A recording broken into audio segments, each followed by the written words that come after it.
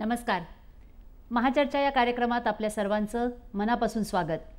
पुन्हा एकदा मनापासून स्वागत असं म्हणायला पाहिजे, कारण 2002 ते 2007 या काळात महाचर्चा दर आठवड्याला इथे घडत होती आणि महाराष्ट्रातले घरोघरचे सर्व प्रेक्षक अत्यंत आवडीने ही चर्चा बघत होते. 2007 ते 2012च्या या खंडानंतर म्हणा, विश्रांतीनंतर म्हणा, आज पुन्हा एकदा नव्या जोमानं महाचर्चा आपल्याला भेटीला येतेय, नव्या रूपात येतेय, विविध विषय घेऊन येणार आहे आणि आत्तापर्यंतची महाचर्चेची परंपरा यापुढेही चालू राहील आणि त्यात आणखी काही चांगल्या गोष्टींची भर पडेल याच्यात शंका नाही.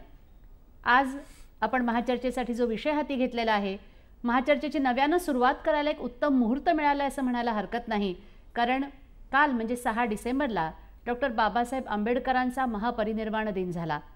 बाबासाहेब आंबेडकरांना सर्वजण मानतात, सर्व भारतवासीय मानतात, महाराष्ट्रातले लोक तर मानतातच मानतात, परंतु त्यांचे विचार आणि त्यांनी खरोखरी काय कार्य केलं हे योग्य स्वरूपात लोकांपर्यंत पोचलं आहे का आपण अगदी एका बारीकशा मुद्द्याशीच बाबासाहेबांचं कार्य जोडून ठेवलेलं आहे आणि बाकीच्या सर्व कार्याचा जसजशी वर्ष जातील तसतसा असं आपल्याला विसर पडलाय का काय अशी शंका निर्माण व्हावी अशी परिस्थिती आहे. म्हणूनच आपण विषय हाती घेतलाय डॉक्टर बाबासाहेब आंबेडकर आणि राष्ट्र उभारणी. या चर्चेमध्ये सहभागी होण्याकरता आपल्याकडे आलेले आहेत श्रीयुत विजय कांबळे, सामाजिक कार्यकर्ते म्हणून आपल्याला परिचित आहेतच, त्याचबरोबर ज्येष्ठ विचारवंत हरी नरके आणि डॉक्टर बाबासाहेब आंबेडकर महापरिनिर्वाण दिन समन्वय समितीचे उपाध्यक्ष महेंद्र साळवे. याचबरोबर महाचर्चेच्या आपल्या प्रथेनुसार राज्याच्या आणि राज्याच्या आपल्या शेजारच्या सुद्धा भागातल्या काही प्रतिनिधींना आपण इथे समाविष्ट करून घेणार आहोत, कारण दूरदर्शनच्या पणजी केंद्रातून विष्णुसूर्या वाघ या चर्चेमध्ये सहभागी होतील आणि दूरध्वनीवरून सुद्धा आपण काही जणांना या चर्चेत सहभागी करून घेणार आहोत. चर्चेला सुरुवात करण्यापूर्वी महापरिनिर्वाण दिनाच्या निमित्तानं सामान्यांनी बोलून दाखवलेल्या भावना जाणून घेऊया.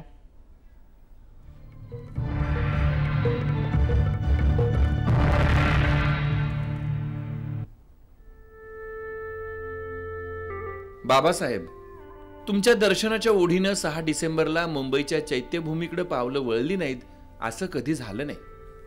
56 वर्ष झाली तुमच्या महापरिनिर्वाणाला. माझा बा यायचा, आता मी येतो आणि माझी लेकरं बी येत राहतील. प्रज्ञाशील करुणा या गुणांचं दर्शन घेतल्यावर निस्तेज होत चाललेल्या मनाला इथं आल्यानंतर ऊर्जा मिळाल्यागत वाटतं. पण तुम्ही सामाजिक क्रांतीला दिलेल्या दिशेची दशा होताना पाहून मन दुःखी सुद्धा होतं. तुम्ही म्हणाला होतात, शिका, संघटित व्हा, संघर्ष करा. समाज शिकला खरा, पण संघटितपणे संघर्ष करण्याची दिशा कशी असायला हवी याचा विचार प्रत्येक नागरिकानं करायला हवा ना. वेगवेगळ्या वाटांनी चैत्यभूमीवर यायचं, तुमचे विचार हे सामाजिक चळवळीच्या माध्यमातून पुढे न्यायची चर्चा करायची. फक्त प्रत्यक्षात 10 दिशांना पांगायचं हे वास्तव आम्हाला सलतंय.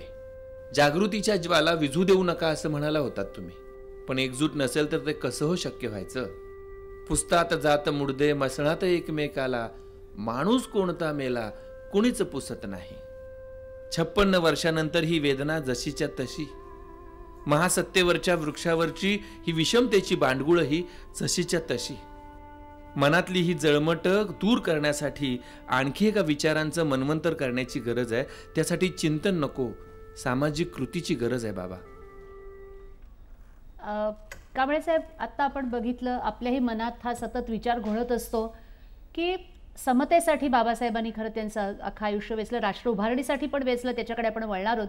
परंतु अजूनही जी समता आपल्याला अपेक्षित आहे ती आलेली नाहीये. विषमता पावलं पावली आपल्या प्रत्ययाला येते. तुम्हाला पण हेच जाणवतं का की आपण बाबासाहेबांनी जे आपल्याला एक स्वप्न दाखवलं, जी दिशा दाखवली, त्याच्यावरून चालायला बाबासाहेबांचे अनुयायी आणि इतर सर्वजण कमी पडलेत? बाबासाहेबांनी आयुष्यभर प्रयत्न केले की ह्या देशातली आर्थिक विषमता, सामाजिक विषमता नष्ट होऊन जे तळागाळातले सर्वसामान्य लोक आहेत की त्यांना योग्य प्रकारे न्याय मिळावा त्यासाठी त्यांनी कायमचे प्रयत्न केले. लोकशाहीची निर्मिती करत असताना जी घटना लिहिली त्या घटनेमागचा देखील त्यांचा एकच हेतू होता की गोरगरिबापर्यंत आणि त्यांच्या मूलभूत प्रश्नापर्यंत पोहोचलं पाहिजे. त्याचप्रमाणे त्या ठिकाणी जे काही गरीब राहिलेत, श्रीमंत होत आहेत, ही पद्धत त्या ठिकाणी असता कामा नये. पण आपण पोहोचलोय का त्या टप्प्यावर? आज हा मुख्य प्रश्न आहे. आता आपल्याकडे असं पाहिलं तर आपण महासत्तेचे स्वप्न पाहत आहोत. आपण आता इतकी प्रगती देशाने केलेली आहे, किंबहुना इतकी प्रगती इतर राष्ट्रांनी कुणी केली नसेल, परंतु तसं पाहिलं तर आज आपल्याकडे गरीब गरीबच राहिला, श्रीमंत श्रीमंतच आहे आणि ज्याला मिळायला पाहिजे ते मिळत नाही. दुर्भाग्याचं बाब अशी आहे की आपल्याकडे अजूनही कित्येक घरामध्ये मिनमिनता दिवा नाही. मुलांना शाळेत पुस्तक वाचताना त्यांना देखील कुठल्या तरी इलेक्ट्रिकच्या पोलखाली जाऊन बसावं लागतं. आजी स्थिती आहे तिकडे, आणि ही स्थिती कशी काय बदलणार तिकडे? ही स्थिती बदलायची असेल आपल्याला तर सर्वसाधारणपणे सामाजिक न्याय लोकांना मिळायला पाहिजे. जे बाबासाहेबांचं स्वप्न होतं ते स्वप्न साकार करण्यासाठी आपल्याला सगळ्यांनी कटिबद्ध व्हायला पाहिजे. असं विदारक चित्र आपल्याला पाहायला मिळते. नरके साहेब की सगळ्यांनी एकजुटीने प्रयत्न करायला पाहिजे, ती खरी गोष्ट आहे. परंतु आंबेडकरांनी दिलेल्या विचारांच्या अनुषंगाने पावलं टाकायची असतील तर एक थोडंसं असं दिसतं, सतत जाणवतं की दलित अनुयायीच त्या अनुषंगाने जास्त विचार करतायत. तेच त्यांना आपल्याला आपले बाबासाहेब नेते होते असं मानतात. दलितेतरांसाठी सुद्धा खरं म्हणजे बाबासाहेबांनी खूप काही केलं. म्हणजे दलितेतर म्हणण्यासाठी म्हणून नाही, संपूर्ण राष्ट्रासाठी म्हणून खूप काही केलेलं आहे बाबासाहेबांनी. ते काही थोडक्यात जर आम्हाला असे मुद्दे सांगितलेत की जेणेकरून जे बाबासाहेब आमचे नेते नाहीत असं खूप सोयीस्कररित्या मानून चालले ते खडबडून जागे झाले पाहिजेत. खरं म्हणजे बाबासाहेब आंबेडकरांनी राष्ट्र उभारणीचं जे काम केलं ते पाहता आधुनिक भारताचे शिल्पकार म्हणून बाबासाहेबांकडे आपण पाहिलं पाहिजे. पण दुर्दैवानं त्यांच्याकडे बघत असताना ते अमुक एका समाजाचे नेते होते अशाच पद्धतीने आत्तापर्यंत पाहिलं गेलं आणि जातं. मला स्वतःला असं वाटतं की बाबासाहेबांचं 4 एप्रिल 1938चं मुंबई विधिमंडळातलं एक भाषण आहे. मी त्याच्याकडे आपलं लक्ष वेधतो की बाबासाहेब संपूर्ण देशाचा आणि फक्त भारतीयत्वाचा कसा विचार करत होते. 2च ओळी त्याच्यामधल्या, I do not like what some people say that we are Indians first and Hindus afterwards or Muslims afterwards. I am not satisfied with that. I frankly say that I am not satisfied with that. I do not want our loyalty as Indians should be in the slightest way affected by any competitive loyalty, whether that loyalty arises out of our religion, out of our culture or out of our language. I want all people to be Indian first, Indian last and nothing else but Indians only. अगदी थोडक्यात जर सांगायचं तर आपल्या सर्व बांधवांसाठी तर भाषा, प्रांतभेद, संस्कृती वगैरे भेदभाव मी कधीच पाळू इच्छित नाही. प्रथम हिंदी नंतर हिंदू किंवा मुसलमान हेही तत्व मला पटत नाही. सर्वांनी प्रथम मी भारतीय शेवटी भारतीय आणि भारतीयाच्या पलीकडे काही नको हीच भूमिका घ्यावी असा या तुम्ही ज्या भाषणाचा उल्लेख केला त्याचं सार थोडक्यात आहे असं मला वाटतं. अशा वेळेला असं वाटतं की बाबासाहेबांनी 1918 साली शेतकऱ्यांचे प्रश्न स्मॉल होल्डिंग्ज इन इंडिया नावाच्या त्यांच्या ग्रंथामधनं मांडले होते. 1936 साली त्यांनी भटक्या विमुक्तांच्या प्रश्नाकडे लक्ष वेधलं होतं.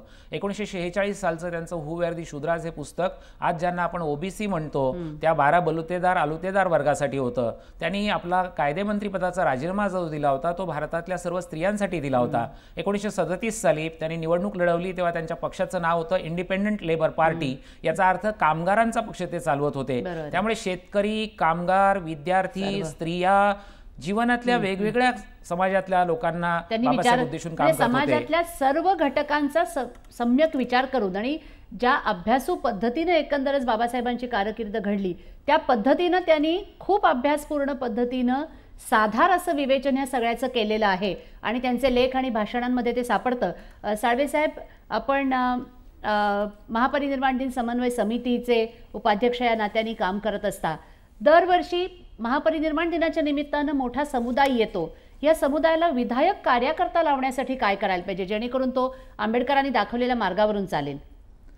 दरवर्षी समुदाय जो येतो तो अभिवादन करण्यासाठी येतो बाबासाहेबांना आणि तो समुदाय बाबासाहेबांचे विचार जे तिथे ग्रंथ विकतात लोक, तिथे काही कवी असतात, गायक असतात, त्यांच्या कॅसेट आहेत, त्या कॅसेट वगैरे खरेदी करून बाबासाहेबांचे विचार आत्मसात करून तो समुदाय घराकडे निघतो आणि घराकडे निघताना तो वर्षाला असा विचार करतो की बाबासाहेबांनी ज्या खस्ता खाल्ल्या समाजाला उत्थानासाठी, समाजाच्या उत्थानासाठी ज्या खस्ता खाल्ल्या त्या खस्ता आपल्या जीवनामध्ये आपण कशा तऱ्हेने पार केल्या पाहिजेत हा त्याच्या हृदयामध्ये जो ठाव झालेला असतो तो आपल्या वर्षभराच्या याच्यामध्ये अंमलबजावणी करत असतो आणि त्याच्यानंतर परत तो दुसऱ्या 6 डिसेंबरला परत अभिवादन करायला येतो. अशा परिस्थितीमध्ये बाबासाहेबांच्या बाबतीमध्ये जो विचार आहे, जो विचार म्हणजे जी महत्त्वाची त्यांनी जी घटना लिहिलेली आहे ती घटनाच अशा परिस्थितीमध्ये लिहिलेली आहे की त्या घटनेतूनच समाजाच्या जागृतीचा बोध येतो. घटना समितीमध्ये 7 जण होते. 7 जणांपैकी 6 जण हे वेगवेगळ्या कारणाने आजारी होते. कोण मृत्यू पावला, कोण अमेरिकेला गेला, कोण दिल्लीच्या बाहेर राहत होता. आणि फक्त एकट्यावरती बाबासाहेबांवरती ती जबाबदारी आलेली आणि बाबासाहेबांनी ती जबाबदारी लिलिया पेलली. अत्यंत प्रचंड विरोधाच्या वातावरणात सुद्धा बाबासाहेबांनी ही घटना देशाला समर्पित इतकी मजबूत केली की आपण बघा आजूबाजूच्या देशामध्ये ज्या घटना त्याच वेळी निर्माण झालेल्या, पाकिस्तानची घटना कित्येक वेळा कोलमडून पडली, श्रीलंकेची घटना कोलमडून पडली आणि ब्रह्मदेशची घटना कोलमडून पडली, परंतु भारताची एक अत्यंत सक्षम समर्थ अशी घटना बनवलेली आणि त्या बळावरच आपला भारत देश इतक्या वर्ष समर्थपणे टिकलाय, वाढतोय. आता ह्या क्षणी आपण जाणार आहोत पणजीला. दूरदर्शन केंद्र गोव्याचं जे आहे तिथे आमदार विष्णुसूर्य वाघ उपस्थित आहेत. नमस्कार वाघ साहेब. मगाशी आता चर्चेमध्ये उल्लेख झाला होता की डॉक्टर बाबासाहेब आंबेडकरांनी केवळ काही एका विशिष्ट समुदायासाठी काम केलं नाही, तर ज्यांना ओबीसी म्हणता येईल, महिला, शेतकरी या सगळ्यांसाठी त्यांनी काम करून ठेवलेलं आहे. आपणही त्या अनुषंगाने काम करत आहात. बाबासाहेबांचं राष्ट्र उभारणी, सगळं राष्ट्राला एकत्र आणणं आणि राष्ट्राला बळकट बनवणं याच्यामधलं कार्य आपण कसं मांडता? मगाशी ज्याप्रमाणे सांगण्यात आलं की डॉक्टर बाबासाहेबांनी कुठल्याही एका समुदायासाठी काम केलं नाही, त्याचप्रमाणे मला आग्रहानं सांगावंसं वाटतं की बाबासाहेबांनी भारतातल्या कुठल्याही एका प्रांताचा विचार केला नाही. त्यांनी राष्ट्राकडे एका विशाल दृष्टिकोनातून बघितलं आणि संपूर्ण भारत एक आहे ही त्यांची भावना होती. या भारतातल्या दुबळ्या पीडित माणसापासून अत्यंत सधन माणसापर्यंत सर्वांना स्वातंत्र्याचे फायदे समान मिळाले पाहिजेत हा त्यांचा आग्रह होता. आणि बहुतेक जणांना माहीत नसलेली एक गोष्ट मला आपल्याला मुद्दाम सांगायची आहे की ज्यावेळी भारताला स्वातंत्र्य मिळालं त्यावेळी गोवा पारतंत्र्यात राहिला, गोव्यावरची पोर्तुगीजांची सत्ता कायम राहिली आणि अनेक जण प्रयत्न करत होते डॉक्टर राम मनोहर लोहियांसकट की गोवा स्वतंत्र व्हावा म्हणून. पण दिल्लीमध्ये असूनही बाबासाहेबांचं गोव्यावरती बारीक लक्ष होतं. 1955 साली 15 ऑगस्टला गोव्याच्या सर्व सीमांवरती सत्याग्रह झाला आणि त्यात जवळजवळ 31 सत्याग्रही बळी पडले. त्याचे उद्रेक देशभर उमटले आणि डॉक्टर बाबासाहेब सुद्धा या प्रकरणानं फार व्यथित झाले. व्यथित झाल्यानंतर त्यांनी पोर्तुगालच्या गव्हर्नर जनरल एक पत्र तर लिहिलंच, पण भारताच्या संसदेमध्ये त्यांनी गोव्याच्या स्वातंत्र्यासाठी आवाज उठवला. मला अभिमान वाटतो की हा आवाज उठवताना त्यांनी गोव्याच्या या मुक्ती लढ्यामध्येही अत्यंत महत्त्वाचं योगदान त्यांनी बजावलं. आणि त्यांचं भाषण आहे 1956 साली सेंट्रल हॉलमध्ये झालेलं, ज्या भाषणामध्ये साक्षात पंतप्रधानांना त्यांनी खडसावलं होतं की गोमंतकीयांना स्वातंत्र्य देण्यात तुम्ही विलंब करत आहात, ताबडतोब लष्करी कारवाई एकतर करा आणि ती करणं जमत नसेल तर पोर्तुगालकडे पैशांचा भरणा करा, पण गोमंतकीयांना स्वातंत्र्य मिळवून द्या. ह्याच अशा गोष्टी आहेत की ज्या बाबासाहेबांचं एकंदर संपूर्ण राष्ट्राकडे कसं लक्ष होतं आणि त्यामध्ये त्यांना किती महत्त्व दिलं जायचं. तुम्ही म्हटला तसं पंतप्रधानांनी त्यांनी खुद्द पत्र लिहिलं होतं खडसावणारं. गोवा हा व्यावहारिक दृष्ट्या तेव्हा भारताचा भाग नव्हता. पंडित नेहरू वारंवार म्हणत होते की हा 2 देशांमधला प्रश्न आहे, त्यामुळे तो सोडवणं कठीण आहे. त्या काळात बाबासाहेबांनी गोव्याबद्दल अत्यंत आस्थेनं काढलेले हे पार्लमेंटमधले उद्गार आहेत. हे या निमित्तानं सगळा देश महाचर्चेच्या निमित्तानं मला वाटतं हे या नव्या पिढीला माहीत झालंय, कारण हे असे अनेक उल्लेख आहेत की या नव्या पिढीपर्यंत पोहोचलेलेच नाहीयेत. एक त्यांचं चरित्र बाबासाहेब आंबेडकरांचे एका चौकटीत बंदिस्त होऊन बसलेलं आहे. अशाच अनेक पैलूंविषयी आपण बोलणार आहोत, तज्ज्ञांकडून जाणून घेणार आहोत. बाबासाहेब आंबेडकरांचा महापरिनिर्वाण दिन काल होता, म्हणजे 6 डिसेंबर रोजी होता. त्याच्या पूर्वसंध्येला डॉक्टर बाबासाहेब आंबेडकरांच्या यांच्या मुंबईतल्या प्रस्तावित स्मारकाचा मार्ग खुला झाला, त्यासंबंधीची घोषणा केली गेली. या गोष्टीचा आनंद सगळ्यांनाच आहे. त्याची एक चित्रफीत आपण बघूया.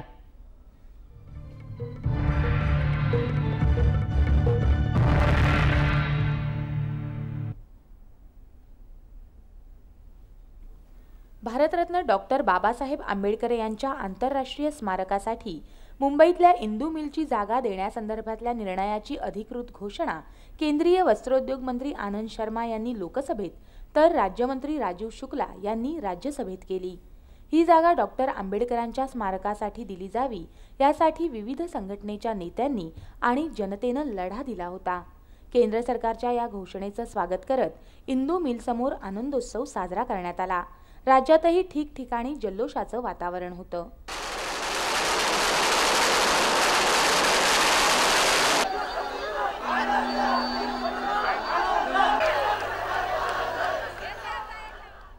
केंद्र सरकारच्या या ऐतिहासिक निर्णयामुळे डॉक्टर बाबासाहेब आंबेडकर यांच्या लाखो अनुयायांचं स्मारकाबाबतचं स्वप्न साकार होईल.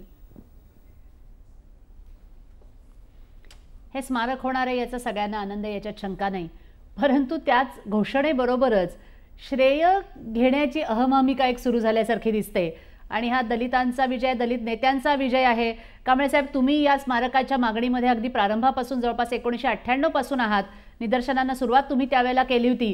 परंतु आता म्हणजे स्मारकामध्ये अधिक इंटरेस्ट आहे का आम्ही हे केलं हे जनतेला सांगण्यामध्ये आपल्यासारख्या नेत्यांना रस आहे? आम्हाला थोडंसं कळेनासं झालंय.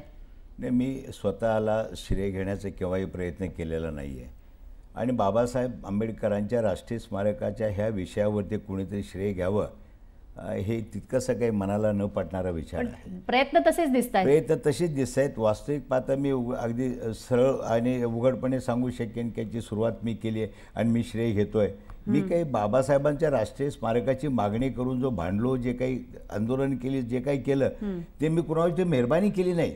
माझा बाबासाहेबांच्या प्रती, त्यांच्या समाजाच्या प्रती ज्या काय माझ्या भावना आहेत आणि जो 6 डिसेंबरला 14 एप्रिलला जो जनसमुदाय लाखोच्या संख्येने तिथे येत असतो, त्यांची जी काही हेळसांड होते, त्यांना कधी कुठली व्यवस्था होत नाही त्यांची, तर ती पाहिल्यानंतर आपण ते ठरवलं की बाबा रे कुठल्याही राष्ट्रीय स्मारक झालंच पाहिजे की जेणेकरून ही आमची काय लाखो येणारी जी जनता आहे, जी बाबासाहेबांना नतमस्तक होण्यासाठी येणारे जे लोक आहेत त्यांची व्यवस्था होत नाही आहे.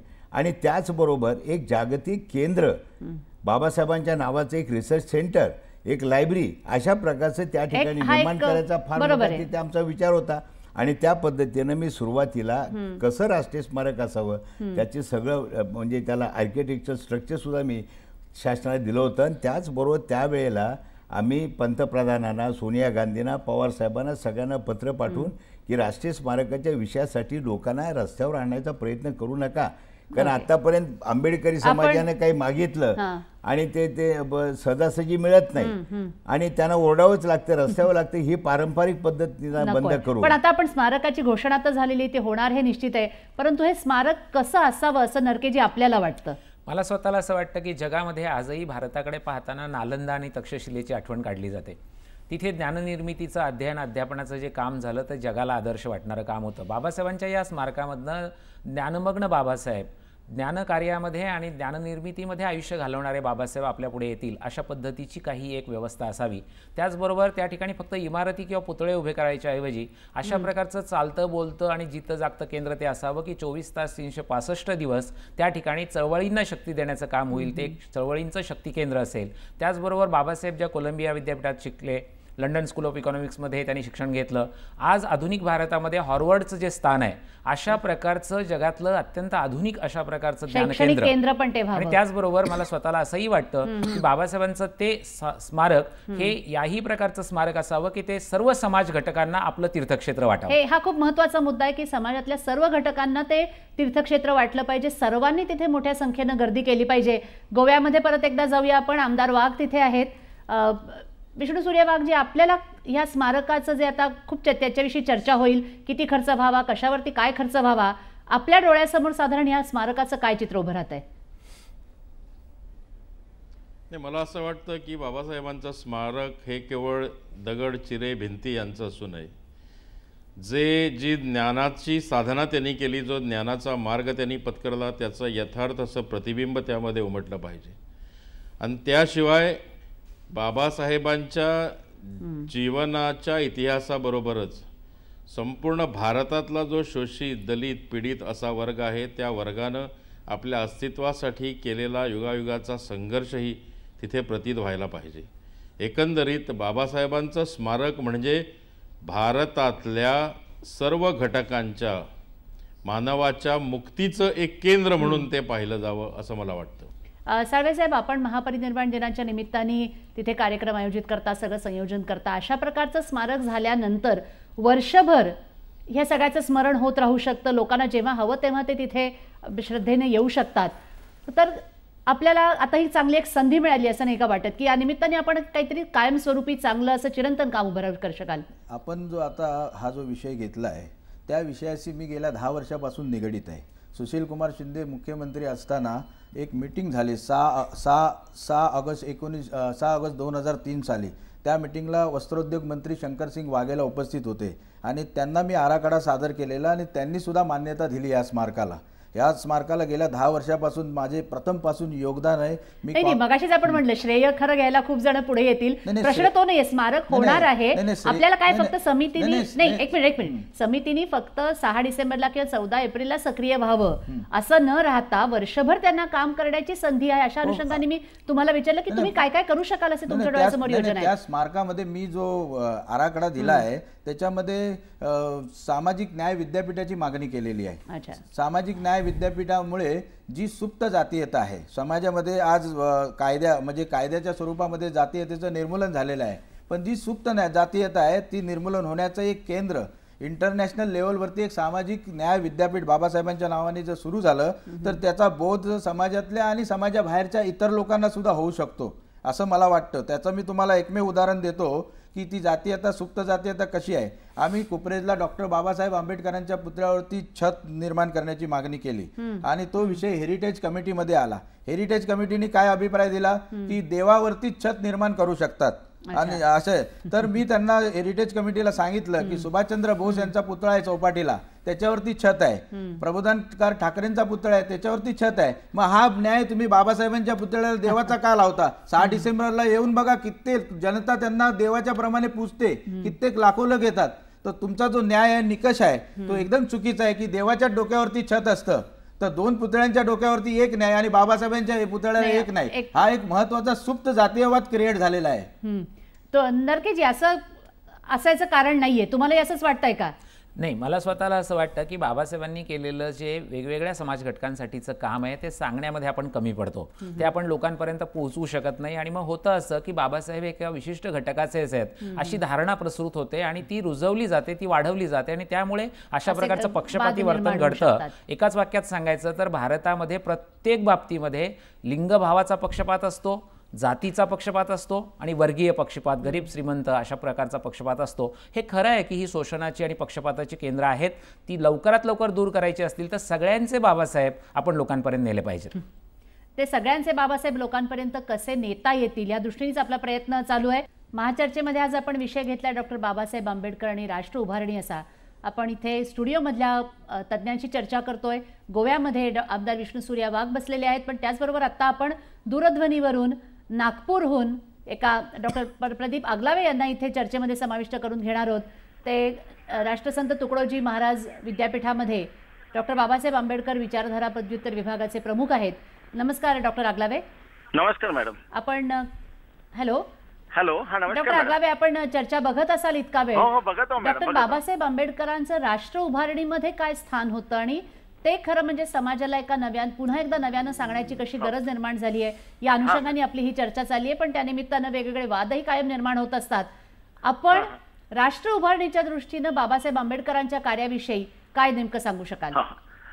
सह्याद्री वाहिनीवरून प्रक्षेपित केली जाणारी महाचर्चा ही खूप लोकप्रिय झाली होती, परंतु मध्यंतरी ही महाचर्चा बंद करण्यात आली होती.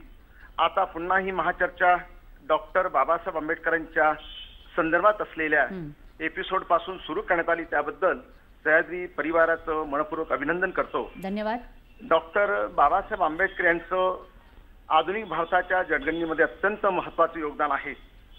एक संघ भारत राष्ट्र निर्माण व्हावं हे डॉक्टर बाबासाहेब आंबेडकरांची मनापासून तळमळ होती. या देशातील माणसं जाती, पंथ, धर्म, भाषा इत्यादीच्या आधारावर दुमंगू नये हा त्यांचा सतत प्रयत्न होता. एक संघ भारत राष्ट्राची उभारणी करणं हे त्यांनी आपलं एकमेव ध्येय मानलं होतं. म्हणून डॉक्टर आंबेडकरांनी स्पष्टपणे राष्ट्रातील जनतेला सावध केलं होतं की you cannot build anything on the foundation of caste, you cannot build up a nation, you cannot build up a morality. याचा अर्थ असा की तुम्ही जातीच्या आधारावर काही निर्माण करू शकत नाही, तुम्ही राष्ट्राची उभारणी करू शकत नाही, नैतिकता सुद्धा निर्माण करू शकत नाही. या ठिकाणी आत्ताच डॉक्टर हरी नरके सर बोलत होते आणि त्यांनी जो एक मुद्दा या ठिकाणी मांडला की डॉक्टर बाबासाहेब आंबेडकर हे आधुनिक भारताचे शिल्पकार आहे. माझ्या मते हा मुद्दा अतिशय महत्वाचा आहे. डॉक्टर बाबासाहेब आंबेडकर पण एक मिनिट डॉक्टर आगलावे, हे विचार सगळे महत्वाचे आहेत, परंतु प्रश्न असा येतो की हे प्रत्यक्षात कसे आणायचे. त्यामुळे आपलं बोलणं एक आणि आपलं करणं एक ह्याच्यामधली कायम दरी राहते. जे शिकलेले आहेत ते त्यांच्या समाजातल्या सुद्धा गरिबांसाठी किंवा कमी शिकलेल्यांसाठी पुढे येताना दिसत नाहीत. आपण पुढे जाणं ही एक प्रवृत्ती दिसते. हा मॅडम, महत्वाची गोष्ट अशी की डॉक्टर बाबासाहेब आंबेडकरांचा जो विचार एका विशिष्ट समुदायासाठी नाही. आता जो आपण प्रश्न विचारला की करणी आणि प्रत्यक्ष कृती, आपली बोलणं आणि करणी यामध्ये फरक आहे. माझ्या मते असा की या देशातल्या केवळ दलितांनीच नाही, आदिवासींनी किंवा ओबीसीनीच नाही, तर या देशातल्या प्रत्येक माणसानं बाबासाहेब आंबेडकरांचा राष्ट्रवादी जो विचार आहे तो विचार लक्षात घेणं आवश्यक आहे. आणि बाबासाहेबांनी राष्ट्रवादीच्या संदर्भात जे महत्वपूर्ण कार्य केलेलं आहे, बाबासाहेब आंबेडकर या देशाची राज्यघटना लिहिलीच, पण या राज्यघटनेच्या माध्यमातून डॉक्टर बाबासाहेब आंबेडकरांनी या देशाला एक दिशा दिलेली आहे. आणि ही दिशा जी आहे ही खऱ्या अर्थानं राष्ट्र दिशा आहे. आणि म्हणून त्या संदर्भात बाबासाहेब आंबेडकरांचं कार्य, बाबासाहेब आंबेडकरांचा विचार जर आम्ही समजून घेतला तर त्याचा उपयोग होणार आहे. धन्यवाद डॉक्टर आगलावे, आपण चर्चेत सहभागी झाल्याबद्दल मनापासून धन्यवाद. अच्छा, धन्यवाद मॅडम, धन्यवाद. यानंतर आपण डॉक्टर नरेंद्र जाधव यांनी या विषयाच्या अनुषंगाने आपल्यासाठी जे काही विचार आपल्या समोर मांडलेले आहेत. डॉक्टर नरेंद्र जाधव आपल्याला माहिती आहेत, नियोजन आयोगाचे सदस्य आहेत, ज्येष्ठ विचारवंत आहेत, अर्थतज्ञ, शिक्षणतज्ञ. या डॉक्टर नरेंद्र जाधवांचे विचार आपण बघूयात.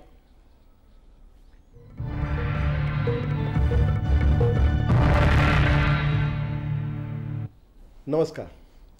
सर्वप्रथम मला दूरदर्शनचं मनापासून अभिनंदन करावं वाटतं की महाचर्चा हा एकेकाळी अतिशय लोकप्रिय असलेला कार्यक्रम नव्यानं सुरू होतो आहे. त्याबद्दल मला दूरदर्शनचं मनापासून अभिनंदन करावं वाटतं. आणि हा कार्यक्रम सुरू करत असताना त्याच्या पहिल्याच भागामध्ये डॉक्टर बाबासाहेब आंबेडकर आणि राष्ट्र उभारणी हा अत्यंत योग्य असा विषय त्यांनी निवडलेला आहे. त्याबद्दलसुद्धा मला जयू भाटकर आणि त्यांच्या सगळ्या सहकाऱ्यांचं मनापासून अभिनंदन करावं वाटतं. डॉक्टर बाबासाहेब आंबेडकर आणि राष्ट्र उभारणी हा विषय अतिशय महत्त्वाचा आहे. डॉक्टर बाबासाहेब या बाबतीत मला पहिली गोष्ट जी सांगावीशी वाटते ती ही आहे की डॉक्टर बाबासाहेब आंबेडकरांना, महामानव डॉक्टर बाबासाहेब आंबेडकरांना दलितांचं नेते म्हणून संबोधणं हे त्यांच्यावरती खूप अन्याय करण्यासारखं आहे. ते दलितांचे नेते तर होतेच, किंबहुना साऱ्या दलित जनतेचे ते तारणहार होते, परंतु त्यांच्या कामाची व्याप्ती केवळ एवढ्यापुरती मर्यादित नव्हती. त्यांनी राष्ट्र उभारणीचं फार महत्त्वाचं काम केलेलं आहे आणि ते खऱ्या अर्थानं राष्ट्रीय नेते होते हे आपण इथे लक्षात घेतलं पाहिजे. राष्ट्रीय नेते म्हणून त्यांची जी कामगिरी आहे ती वेगवेगळ्या अंगांनी आपल्याला पाहता येईल. त्याचे 3 टप्पे मला मुद्दाम सांगायचे वाटतात. पहिला टप्पा आहे 1932 साली ज्यावेळी राऊंड टेबल कॉन्फरन्सेस म्हणजे गोलमेज परिषदा भरल्या होत्या. लंडनमध्ये ब्रिटिश सरकारने गोलमेज परिषदा भरवल्या होत्या. त्या 3 गोलमेज परिषदांमध्ये डॉक्टर बाबासाहेब आंबेडकरांनी केलेली भाषणं आहेत. ती भाषणं अत्यंत मर्मभेदी अशा प्रकारची भाषणं आहेत आणि त्यामध्ये अर्थात दलितांचा उद्धार करण्याबद्दलची भाषणं आहेतच, त्याचं एक भाषण आहे, परंतु उरलेली सगळी भाषणं ही देशाला पुढे समोर ठेवून केलेली आहेत आणि त्यामध्ये त्यांचं योगदान झालेलं आहे ते विशेष रूपानं लक्षणीय आहे असं मला वाटतं. कारण डॉक्टर बाबासाहेब आंबेडकरांना जे स्वातंत्र्य अभिप्रेत होतं ते केवळ ब्रिटिश सरकारकडून, परकीय लोकांकडून भारतीय लोकांकडे स्वातंत्र्य येणं, देशाचा कारभार येणं एवढं मर्यादित स्वरूपाचं स्वातंत्र्य त्यांना अभिप्रेत नव्हतं. तर स्वातंत्र्यानंतरचा भारत कसा असला पाहिजे याबद्दल त्यांनी गोलमेज परिषदांमध्ये जे दिग्दर्शन केलेलं आहे ते अतिशय मननीय, अतिशय लक्षणीय स्वरूपाचा आहे. हा पहिला टप्पा. दुसरा टप्पा 1942 दूरदर्शन केंद्राच्या मुंबईच्या वृत्त विभागाने आपल्यासाठी ह्या चित्रफिती उपलब्ध करून दिल्या होत्या. स्वातंत्र्य आणि समाज सुधारणा या दोन्हीचा त्याच्यामध्ये उल्लेख झाला आणि डॉक्टर बाबासाहेब आंबेडकरांनी सुद्धा मला वाटतं एका ठिकाणी असा उल्लेख केलेला आहे की समाजाची सुधारणा होण्याच्या आधीच आपल्याला स्वातंत्र्य मिळालेलं आहे. हा कदाचित अवघड टप्पा असेल. नरकेजी, आपण काय सांगता? मला स्वतःला असं वाटतं की बाबासाहेब आंबेडकरांनी 1942 ते 46 या काळामध्ये व्हाईसरॉयच्या काउन्सिलमध्ये मंत्री म्हणून जे काम केलं त्याच्यामध्ये बाबासाहेबांकडे ऊर्जा खात्याचा कारभार होता. त्याच्यामध्ये बाबासाहेब हे जलसंधारण मंत्री होते किंवा पाटबंधारे मंत्री होते आणि ते सार्वजनिक बांधकाम मंत्री होते. त्यावेळी बाबासाहेबांनी 2000 साली भारताला किती वीज लागेल, भारताला पिण्यासाठी किती पाण्याची आवश्यकता असेल, शेतीला किती पाणी गरजेचं असेल, ते पाणी कसं निर्माण करायचं किंवा ते पाणी जे आपल्याला पावसात न मिळतं ते कसं साठवायचं, ते कसं वाचवायचं, त्याचं नियोजन कसं करायचं. त्यांनी वापरलेला शब्द आहे कटक परिषदेमध्ये, आपल्याला जलसाक्षरतेची गरज आहे, आपल्याला ऊर्जा साक्षरतेची गरज आहे. भारताची पहिली 15 धरणं बांधण्याचं काम बाबासाहेबांनी खात्याचे मंत्री म्हणून हातात घेतलं आणि याच बाबासाहेबांनी भारतातल्या सगळ्या नद्या जोडल्या पाहिजेत अशा प्रकारची भूमिका घेऊन त्या संबंधामध्ये धोरणात्मक निर्णय घेण्याची सुरुवात केली. लक्षात असं येतं की पाण्याचा प्रश्न असेल, ऊर्जा, बाबासाहेब म्हणाले कारखाने वाढवायचे असते आणि शेतीचं उत्पादन वाढवायचं असलं तर आपल्याला विजेची गरज आहे, म्हणून स्वस्तातली वीज भारताला मिळाली पाहिजे. या संबंधातलं प्लॅनिंग त्यांनी 42 ते 46च्या काळात केलं. मला स्वतःला असं वाटतं की या पायाभूत गोष्टी आहेत, वीज असेल, पाणी असेल, शेती असेल. बाबासाहेब शेतीचा विचार करणारे, शेतकऱ्यांच्या आत्महत्यांच्या बद्दल बाबासाहेबांनी 1918 साली लिहिलेलं आहे small holdings in India and their रेमेडीजमध्ये. ते म्हणतात की शेतीवर बोजा वाढतोय आणि ही शेती पुढे परवडणार नाही आहे, तेव्हा शेतकऱ्यांनी आपल्या मुलांना कारखानदारीत पाठवलं पाहिजे, उद्योगात व्यापारात पाठवलं पाहिजे, शिक्षणात पाठवलं पाहिजे. एखादं मूल फक्त शेतीवर अवलंबून राहिलं तर ठीक आहे, पण सगळी मुलं शेतीवर राहिली तर शेतकऱ्याला फार अवघड दिवस येणार आहेत. हे बाबासाहेब आपण लोकांपर्यंत नेले पाहिजेत असं मला परत वाटतं. बाबासाहेबांची जी रूपं सांगितली केवळ कायदा मंत्री म्हणून किंवा आपल्या राज्यघटनेचे शिल्पकार म्हणून बाबासाहेब आपल्याला माहिती आहेत, परंतु इतक्या क्षेत्रांमध्ये अगदी आत्तापर्यंतच्या काळापर्यंतची त्यांनी दृष्टी त्यांच्यासमोर होती आणि विचार मांडलेत. परंतु आपल्याला दिसतं असं की बहुतेक राजकीय नेते केवळ वरवर बाबासाहेबांचं नाव घेऊन स्वतःचं लोकप्रियता मिळवण्याचा प्रयत्न करतात, परंतु त्यांचे विचार समाजापर्यंत पोहोचवण्याचं काम करत नाही. तुम्ही सुद्धा राजकीय नेत्यांपैकी एक आहात, सामाजिक कार्यकर्ते एक आहात. ह्या विचारांची आपण का नाही जास्तीत जास्त कास धरत होतो आणि लोकांपर्यंत पोहोचवत होत? नाही, बाबासाहेबांनी जो विचार केला हा फक्त दलितासाठी किंवा त्यांच्या समाजाच्या मुळीच केलेला, म्हणून तर तेच तर कमी पडतोय पोहोचवण्यात. आणि त्यांना असा कुठलाही विषय जगातला त्यांनी शिल्लक ठेवलेला नव्हता. शेती विषयात नरकेने सांगितल्याप्रमाणे शेती विषयात पाटबंधारे सगळा, स्त्री शिक्षण असो, प्रौढ शिक्षण असो, घटनेचा भाग असो, आणि हे सांगत असताना जे गरीब दबले लोक आहेत त्यांना स्वाभिमान त्यांच्यामध्ये निर्माण करण्यासाठी त्यांनी ते त्यांचं वाक्य आहे की वाघाला कोणी फाशी देत नाही किंवा वाघाचा बळी देत नाही, बकऱ्याचा बळी दिला जातो. ह्या प्रकारची भाषा अशा पद्धतीने बोलून गरिबाच्या मनातला स्वाभिमान त्याला बाहेर उभारायचं काम त्यावेळी त्यांनी केलं. आणि बाबासाहेबांनी खरं पाहिलं तर नुसतंच देशावरती, आपल्या देशावरती उपकार केलेले नाहीत, आज संपूर्ण मानव जातीवरती त्यांचे उपकार आहेत. एकदा काय प्रसंग असा झाला की जी घटना लिहिली, ते घटना लिहिल्यानंतर बाबासाहेबांना काही त्यांची मंडळी तिथे काही आली, त्याने सांगितलं बाबासाहेब आम्ही तुमचं मानदेल द्यायला तयार आहोत, तुम्ही ह्या विषयावरती जरा आमच्याकडे येऊन जरा बोला. बाबासाहेबांनी सांगितलं त्यांना की आता हा जी घटना लिहिली आहे त्याच्या प्रत्येक पहिल्या वाक्यापासून ते शेवटपर्यंत अत्यंत सोप्या आणि सरळ भाषेत लिहिलं आहे की सर्वसाधारण गरीबातला गरीब, श्रीमंतात श्रीमंत माणूस चांगल्या प्रकारे तो वाचू शकतो आणि त्याचं आकलन करू शकतो. आणि ती घटना अशा पद्धतीने लिहिली आहे, त्याच्या मागचा एकच हेतू होता की विषमता नष्ट करणं आणि जो बेरोजगार आहे किंवा जो गरीब आहे त्याला सशक्त कसं करता येईल अशा प्रकारची घटना त्याने दिलेली आहे. कांबळे आपण घटनेचा उल्लेख करता आहात. ऑफकोर्स आपलं घटना लिहिणं हे अत्यंत मोठं एक योगदान, याच्याविषयी काही म्हणजे शंका असण्याचं कारणच नाही. आपण डॉक्टर भास्करराव आव्हाड यांना या चर्चेमध्ये सहभागी करून घेऊया. पुण्यातले ज्येष्ठ विधिज्ञ आहेत, ते दूरध्वनीवरून आपल्याशी गप्पा बोलणार आहेत या विषयासंबंधी. नमस्कार डॉक्टर आव्हाड. नमस्कार. आपण भारताच्या राज्यघटनेविषयी, संविधानाविषयी बोलत आहोत आणि बाबासाहेबांची अशी धारणा होती की संविधान पहिल्यांदा लिहितानाच ते इतकं चोख असलं पाहिजे की वारंवार दुरुस्त्या करण्याची त्याच्यात गरजच पडता कामा नये किंवा वारंवार दुरुस्त्या करून त्याचं मूलभूत रूप जे आहे तेही बदलता कामा नये. इतर देशांच्या संविधानांशी तुलना करता कशा प्रकारचं आपलं संविधान आपल्याला बाबासाहेबांनी दिलेलं आहे? याबद्दल असं म्हणता येईल की बाबासाहेबांचा आणि घटनाकर्त्यांचा जो खरा भ्रष्टपणा होता त्यात आम्हाला घटना किती आदर्श आणि कशी पाहिजे हेही त्यांनी गृहीत धरलं होतं आणि आमचे लोक कुठे कमी पडू शकतात हेही त्यांनी ध्यानात घेतलं होतं. आणि मग आपण असं बघाल की एवढ्या सगळ्या वर्षांच्या मध्ये घटनेमध्ये आपल्याला मूलभूत कुठेही चूक सापडलेली नाही. आम्ही जेवढे बदल केले असतील किंवा दुरुस्त केले असतील ते आम्हाला नीट वाचता येत नाही म्हणून केलेले आहेत. किंवा सुरुवातीच्या काळात आमचा अप्रगत, ज्याला लिहिता वाचता येत नव्हता असा मतदार होता पहिल्या 2 इलेक्शन मध्ये, पण त्यानं सुद्धा चारित्र्य संपन्न माणसं निवडली होती. आणि आता आम्ही खूप शिकल्यानंतर ते करू शकत नाहीये, हा जो विषादाचा भाग आहे, तर हा बाबासाहेब किंवा घटनाकर्त्यांचा दोष नाही, हा आमचा दोष आहे. त्यांनी घटनेमध्ये कुणालाही सार्वभौमत्व दिलेलं नाही, आमच्या लोकांना सार्वभौमत्व दिलंय. We the people of India. हो, वी द पीपलच्या अनुषंगाने. आणि आता आपण चांगले लोकनेते का निवडू शकत नाही आहोत? मला वाटतं नरकेजी, आपण याच्याविषयी काही भाष्य करू शकाल आणि आव्हाडांना काही सांगू शकाल? किंवा बाबासाहेबांना असं वाटत होतं की लोक सर्वोच्च आहेत, लोक सार्वभौम आहेत, याची घटनेमध्ये तरतूद करायची असेल तर आपण अशी केली पाहिजे की त्यांनी बेसिक स्ट्रक्चर, घटनेची मूलभूत चौकट जी आहे ती संसदेला बदलता येणार नाही, या प्रकारची एक चोख भूमिका जी बजावली, त्यामुळे आज आपली घटना सुरक्षित आहे. नाहीतर मला असं वाटतं की निवडणुकांच्या राजकारणामध्ये या घटनेचं वाटोळं करायला आमच्या लोकांनी कमी केलं नसतं. आणि असं की हरी नरके साहेबांच्यासाठी मी असं म्हणेन की त्यांना मी अनेकदा ह्या कार्यक्रमात, वेगवेगळ्या कार्यक्रमात भेटलोय आणि तर त्यांनी आता जो मुद्दा मांडला की मूलभूत हक्काचं प्रकरण आपल्याकडे जर नसतं तर आपण घटनेचं काय काय करून ठेवलं असतं.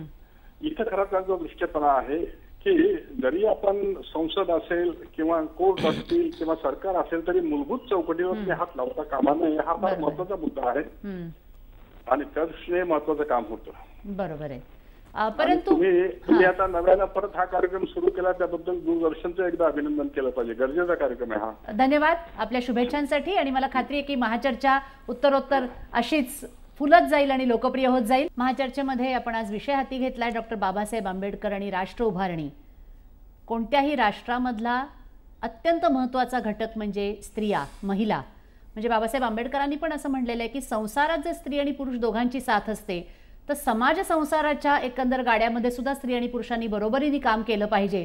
कदाचित पुरुष जे काम करणार नाही ते स्त्रिया अधिक चांगल्या पद्धतीने करू शकतील. त्यांनाही संपत्तीचा आणि इतर सर्व ह्याचा अधिकार असला पाहिजे. साळवेजी, हा जो विचार आहे की बाबासाहेबांनी महिलांच्या बाबतीमध्ये खूप मोठा विचार केलेला होता, किंबहुना नोकरी करणाऱ्या महिलांना बाळणपणाची रजा मिळाली पाहिजे, बोनस मिळाला पाहिजे, अशासारखे अत्यंत प्रगत विचार त्यांनी मांडलेले होते. परंतु महिलांच्या संदर्भात बाबासाहेबांचं नाव कधी फारसं घेतलं जात नाही, असं नाही वाटत? हो, असं वाटतं मला. परंतु बाबासाहेबांनी हिंदू कोड बिल जे आणलं ते त्यांनी स्वतः संस्कृत भाषा शिकले आणि शिकल्यानंतर हिंदू कोड बिलवरती त्यांनी बनवलं आणि ते संसदेला सादर केलेलं होतं. ते हिंदू कोड बिल मंजूर झालं नाही म्हणून त्यासाठी त्यांनी राजीनामा दिला. तो राजीनामा म्हणजे स्त्रियांच्याचसाठी राजीनामा होता त्यांचा. तो नंतर टप्प्याटप्प्याने पंडित नेहरूंनी तो मंजूर केला. हिंदू कोड बिल टप्प्याटप्प्याने पास केलं. त्याचा फायदा असा झाला की इंदिरा गांधी ही स्त्री पंतप्रधान ही बाबासाहेबांच्या मुळे झाली असं मी मानतो. स्त्रियांना इतके अधिकार बाबासाहेबांनी हिंदू कोड बिलामध्ये दिले. त्यामुळे राजकारणातला स्त्रियांचा सहभाग याच्यामध्ये बाबासाहेबांचा प्रामुख्याने आपल्याला श्रेय दिलं पाहिजे असं तुम्हालाही वाटतं नरके साहेब? जी, बाबासाहेबांचं 20 जुलै 1942 एक भाषण आहे महिला परिषदेतलं, ज्याच्यात बाबासाहेब असं म्हणतात की कोणत्याही देशाची प्रगती ही स्त्रियांच्या प्रगतीवरनं मोजली पाहिजे. The progress of the country can be measured by the progress of the women only. आणि त्याच भाषणात बाबासाहेब असं सांगतात की धोरण निर्मितीमध्ये, जीवनाच्या निर्णय प्रक्रियेमध्ये स्त्रियांना सहभाग मिळाल्याशिवाय, स्त्रियांच्या हातामध्ये सत्ता, संपत्ती, प्रतिष्ठेचा वाटा गेल्याशिवाय कोणताही देश पुढे जात नाही. बाबासाहेब, मला असं वाटतं की आयुष्यभर स्त्रियांचा विचार किती मनापासून करत होते. तर महाडच्या सत्याग्रहापासून आपल्याला असं लक्षात येतं की बाबासाहेबांनी संघटनेचा, पक्षाचा नियमच केला होता की पुरुष कार्यकर्त्यांना कार्यक्रमाला परवानगी किंवा प्रवेश तेव्हाच मिळेल जेव्हा ते घरातल्या स्त्रियांना घेऊन येतील. इथपासून तर बाबासाहेबांच्या एका भाषणामध्ये त्यांनी असं म्हटलंय की प्रत्येक स्त्रीला मी सांगतो, तू नवऱ्याला सांग की मी नवऱ्याची मैत्रीण आहे, मी गुलाम नाही आणि मी बरोबरीची आहे. मी एक मिनिट तुम्हाला थांबवते, कारण आता दूरध्वनीवर ज्येष्ठ पत्रकार राही भिडे आपल्याला उपलब्ध झालेले आहेत. पुण्यनगरी या दैनिकाच्या संपादक आहेत. नमस्कार राहीजी. नमस्कार. बाबासाहेब आंबेडकरांचं महिलांच्या बाबतीतलं एकंदर काय विचार होते आणि त्यांनी महिलांसाठी केवढं मोठं काम खरं म्हणजे उभारलेलं आहे राष्ट्र उभारणीमध्ये, त्यात त्यांच्या विचारांचा केवढा वाटा आहे या अनुषंगाने आपण बोलतो आहोत. आपण एक महिला पत्रकार, म्हणजे महिला आणि एक पत्रकार, अत्यंत उत्कृष्ट आपल्याकडे तुमच्या रूपाने एक प्रतिनिधी मिळालेला आहे. आपण काय सांगाल? एक तर सगळ्यात पहिली गोष्ट म्हणजे बाबासाहेबांचा सगळ्यात महत्वाचा जो प्रहार त्यांनी केला होता तो हिंदू धर्मातल्या ह्या जातीयतेवर आणि विषमतेवर. आणि त्या विषमतेमध्ये शूद्रांना जशी वागणूक होती तशीच ती स्त्रियांना सुद्धा होती. म्हणजे उच्चवर्णीय स्त्रियांना सुद्धा अशीच विषमतेची वागणूक होती. त्यांच्यावर शूद्राप्रमाणे स्त्रियांना लेखलं जात होतं. आणि त्या स्त्रियांना समानतेच्या पातळीवर पुरुषांच्या बरोबर आणण्यासाठी हिंदू कोड बिल त्यांनी जे आणलं होतं ते माझ्या दृष्टीने अतिशय महत्वाचं होतं. एक ते समतेचं एक मोठं पाऊल होतं आणि स्त्रियांच्या अन्याय अत्याचाराला त्यांनी वाचा फोडून त्यांना समान पातळीवर कसं आणता येईल याचा विचार त्याच्यामध्ये केलेला होता. म्हणजे घटस्फोट असेल किंवा तुमचं बहुपत्नीत्व असेल, स्त्रियांना त्यांचे मालमत्तेचे अधिकार असतील, अशा सगळ्या बाल विवाह असेल, भ्रूण हत्या असेल, असे अनेक विषय त्याच्यामध्ये होते. स्त्रियांना केस ओपन करायला लागत. पण राहीजी, हे सगळं इतक्या मोठ्या प्रमाणावर महिलांपर्यंत सुद्धा पोहोचलेलं नाहीये. ही थोडं आपल्याला खेदाची गोष्ट नाहीये का? आजच्या महिलांना ही जाणीव आहे की बाबासाहेबांनी आपल्यासाठी काय केलेले, सर्व समाजातल्या महिलांसाठी, सर्व समाजातल्या महिलांसाठी. म्हणूनच मी म्हणते की आपण आंतरराष्ट्रीय महिला दिन साजरा करतो, आपण करायला हवा. परंतु 25 डिसेंबरला बाबासाहेबांनी जे मनुस्मृती दहन केलं होतं तो 25 डिसेंबरचा दिवस आणि सावित्रीबाई फुलेंनी जे स्त्रियांच्या उन्नतीसाठी अंगावर दगड गेले होते त्यांचा 3 जानेवारी हा जन्मदिवस, हे खरं म्हणजे भारतीय स्त्री मुक्तीचे खरे दिवस आहेत आणि त्याचा नेहमी आपण सगळ्यांनी पुरस्कार करायला हवा असं मला वाटतं. ही आपण खूप छान सूचना केली त्या कार्यक्रमाच्या निमित्ताने. त्याची दखल राज्यकर्ते घेतील, संबंधित सामाजिक कार्यकर्ते घेतील याची मला खात्री आहे. धन्यवाद. आणि परिवर्तन हा आपण परत एकदा गोव्याला जाणार आहोत विष्णुसूर्य वाघ यांच्याकडे. धन्यवाद. आपण परत एकदा पणजीमध्ये विष्णुसूर्य वाघ यांच्याकडे जाणार आहोत. वाघ साहेब, आपण सगळा वेळ ही चर्चा ऐकता आहात, वेगवेगळ्या प्रकारचे मुद्दे इथे उपस्थित होत आहेत. आता राही भिडेंनी जे सांगितलं की ज्या मुद्द्याची आपण चर्चा करत होतो ते म्हणजे महिलांच्या एकंदर उत्थानामधला बाबासाहेबांचं असलेलं जे त्यांना श्रेय देणं आवश्यक आहे पण ते आपण देत नाही आहोत, ते करण्यासाठी एक राज्यकर्ते म्हणून त्यांनी आता आपल्याला सूचना केली राहीजींनी की विशिष्ट दिवस आपण त्यांच्यासाठी साजरे केले पाहिजे, त्या निमित्ताने विचारांचा प्रचार होऊ शकेल. आपण काय म्हणाल? मी तर याच्याही पुढे जाऊन असं म्हणेन की जीवनाच्या ज्या प्रत्येक क्षेत्राला बाबासाहेबांनी स्पर्श केला त्या क्षेत्रातलं त्यांचं योगदान देशासमोर आणि जगासमोर आणणं महत्त्वाचं आहे. यातलं सर्वात महत्त्वाचं काम म्हणजे बाबासाहेबांचं जे साहित्य आहे ते साहित्य बव्हंशी आज इंग्रजीमध्ये आणि मराठीमध्ये थोडंसं हिंदीमध्ये उपलब्ध आहे. भारताच्या प्रत्येक भाषेमध्ये हे साहित्य आणि बाबासाहेबांचे विचार जाण्याची आवश्यकता आहे. आणि ज्याप्रमाणे आपण विवेकानंदांचं साहित्य सर्व भाषांमधून देशभर आणि जगभर पोचवलं त्याप्रमाणे बाबासाहेबांचंही साहित्य केंद्र सरकारनं किंवा राज्य सरकारने पुढाकार घेऊन सर्वत्र पोचवण्याची गरज आहे. एका वाक्यात वास्तविकता सांगायची तर मला असं म्हणावंसं वाटेल की बाबासाहेबांना संपूर्ण देशाचं आकलन होतं पण आपल्या देशाला अद्याप बाबासाहेबांचं संपूर्ण आकलन होऊ शकलेलं नाही. वाघसाहेब, आपण हा खूप अतिशय चांगला विचार मांडलेला आहात. त्या विचाराच्या अनुषंगाने आपण इथे आता स्टुडिओमध्ये चर्चा करणार आहोत. आपण गोव्याहून या चर्चेत सहभागी झाल्याबद्दल मनापासून धन्यवाद. आपल्या तिघांनाही असंच वाटतं का की देशाला बाबासाहेबांचं आकलन झालेलं नाही? मला स्वतःला ही वाघांची भूमिका अगदी मनापासून पटते.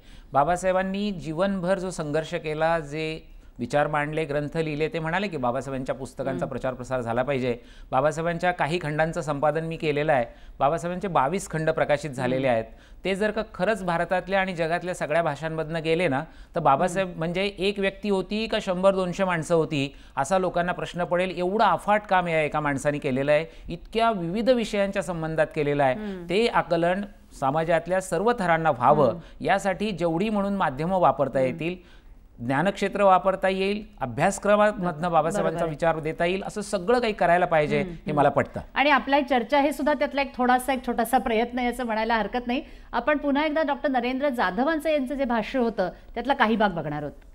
दुसरा टप्पा 1942 साली ज्यावेळी ब्रिटिश सरकारने व्हॉइस रॉयचं एक्झिक्युटिव्ह काउन्सिल तयार केलं, एक केअरटेकर मंत्रिमंडळ तयार केलं, त्यामध्ये मजूर मंत्री म्हणून डॉक्टर बाबासाहेब आंबेडकरांना घेण्यात आलं आणि डॉक्टर आंबेडकरांकडे अतिशय महत्त्वाची खाती त्यावेळी देण्यात आलेली होती.